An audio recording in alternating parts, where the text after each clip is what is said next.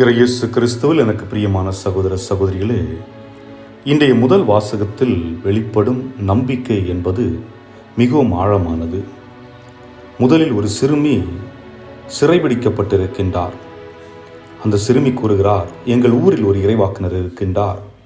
அவர் நாமான் என்னும் உங்கள் கணவரை குணப்படுத்த வல்லவர். காரணம், நாமான் தொழுநோயால் பாதிக்கப்பட்டிருந்தார். இன்றைக்கு இதே போன்ற செய்தியை சொன்னால் யார் நம்புவது? அந்த குழந்தைக்கு வேறு வேலை இல்லை, ஏதோ பிதட்டுகிறது என்று கடந்து விடுவோம். இன்னொன்று, அந்த காலத்தில் தொழுநோயாளர்கள் பலர் இருந்தார்கள், ஆனால் குணப்படுத்த முடியவில்லை. அப்படி இருக்கும்போது எவ்வாறு தொழுநோய் குணப்படுத்தப்படும் என்று நம்பினார் நாமான்? அது மட்டுமல்ல, சிரியா நாட்டு அரசனே அதை கேள்விப்பட்டு போதிய பரிசுகளை கொடுத்து வழி அனுப்பி வைக்கின்றார். இங்கே அந்த சிறுமி நம்புகிறார், அந்த இல்லத்தின் தலைவி நாமான் மனைவி நம்புகிறார், நாமான் நம்புகிறார், சிரியா நாட்டு அரசன் நம்புகிறார். அந்த நம்பிக்கையோடு இஸ்ராயல் நாட்டிற்குள் வந்தால் கடவுளால் தேர்ந்தெடுக்கப்பட்ட இனக்கூட்டத்தின் அரசர் நம்ப மறுக்கிறான்.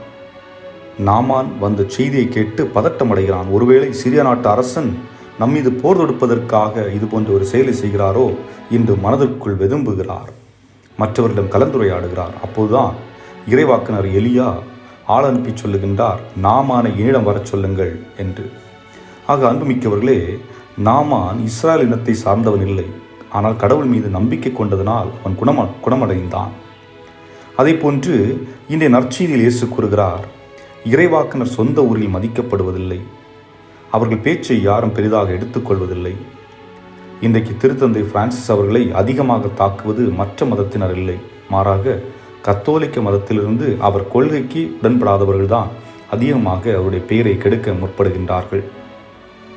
அதை போன்று நமது பங்குகளிலும் நாம் பார்க்க இயலும். பிரச்சனைகளை உருவாக்குகிறவர்கள் யார் என்று பார்த்தால் புரியும்.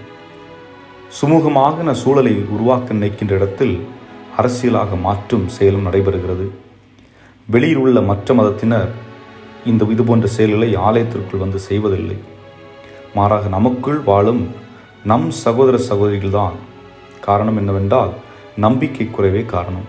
இயேசுவின் மீது உண்மையான அன்பு கொண்டிருந்தால், இயேசுவின் மீது முழுமையான நம்பிக்கை உண்டு என்றால், நாம் ஆலயத்திற்கு வருவது சிலுவையில் தொங்கும் இயேசுவை சந்திப்பதற்கும், நற்கருணையில் வீற்றிருக்கும் வாழ்வளிக்கும் இயேசு, உயிருள்ள இயேசுவை சந்தித்து நமக்கும் நம்முடைய குடும்பத்திற்கும் நம்மை சார்ந்தவர்களுக்கும் அருளை பெற்று வருவதற்காக தான் நாம் வர வேண்டும்.